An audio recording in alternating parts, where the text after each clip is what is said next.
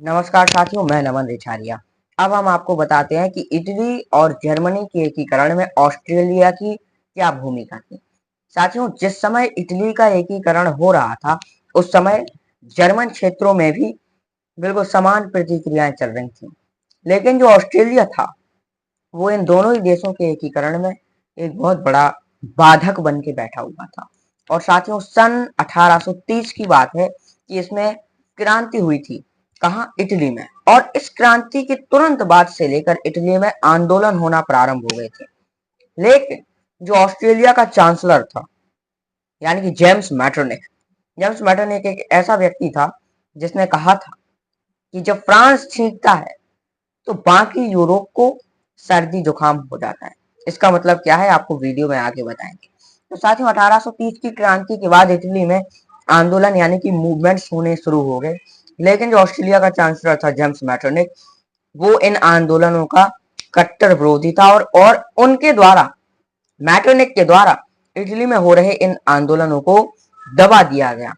और इसका परिणाम ये हुआ कि इटली के एकीकरण की प्रक्रिया बिल्कुल धीमी पड़ गई। यानी कि फिर इटली का जो एकीकरण हो रहा था, यूनिफिकेशन, वो बहुत पहले तो बहुत तेज स्पीड से हो रहा था, लेकिन फिर उसकी प्रक्रिया बहुत धीमी पड़ गई।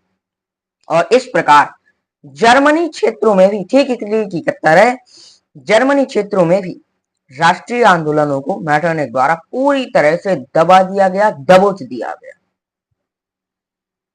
अब हम आपको बताते हैं कि 1848 की फ्रांसीसी क्रांति क्यों हुई, इसके क्या कारण थे। सबसे पहले तो हम आपको बताते हैं इसका इंट्रोडक्शन। साथियों, 1848 में जो फ्रांस में क्रांति हुई, वो लुई फिलिप के शासनकाल में हुई थी। यानी कि जिस समय ये क्रांति हुई, उस समय फ्रांस का चांसलर लुई फिलिप था, फ्रांस का राष्ट्रपति। और इस क्रांति के दौरान यूरोप में मैटरनिक युग का पूरी तरह से अंत हो गया। अब हम आपको बताते हैं 1848 की फ्रांसीसी क्रांति के क्या कारण थे।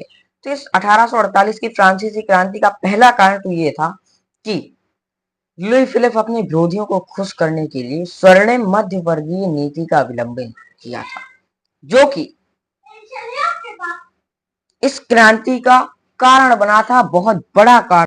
तो साथियों, जैसा कि हमने आपको बताया कि लुई फिलिप ने अपने विरोधियों को खुश करने के लिए स्वर्णिम मध्यवर्गीय नीति का अवलंबन किया, जो कि इस फ्रांसीसी क्रांति का कारण बना। इसका दूसरा कारण यह था कि लुई फिलिप ने अपना प्रधानमंत्री गिजो को बनाया था, जो कि गिजो कट्टर प्रतिक्रियावादी था। और जो गिजो था, ये गिजो जो था साथियों, जिसे लुई फिलिप ने अपना प्रधानमंत्री बनाया था, यह वैधानिक, सामाजिक और आर्थिक सुधारों में जो नीतियां अपनाई जाती थी, उन नीतियों का खुला विरोध करता था। तो ये कुछ 1848 की फ्रांसीसी क्रांति के कारण थे, जो हमने आज आपके साथ में साझा किए। और इटली और जर्मनी की यूनिफिकेशन में ऑस्ट्रेलिया का क्या रोल था, ये भी आज हमने आपको बताया। आज के लिए इतना ही। आपसे अगली मुलाकात अपने अगले लेक्चर में होगी। तब तक के लिए आप खुश रहिए, स्वस्थ रहिए, सुरक्षित रहिए। और जीतने के बाद पूरी दुनिया गले लगाती है, लेकिन हारने के बाद जो गले लगाता है, सिर्फ वही अपना होता है। नमस्कार।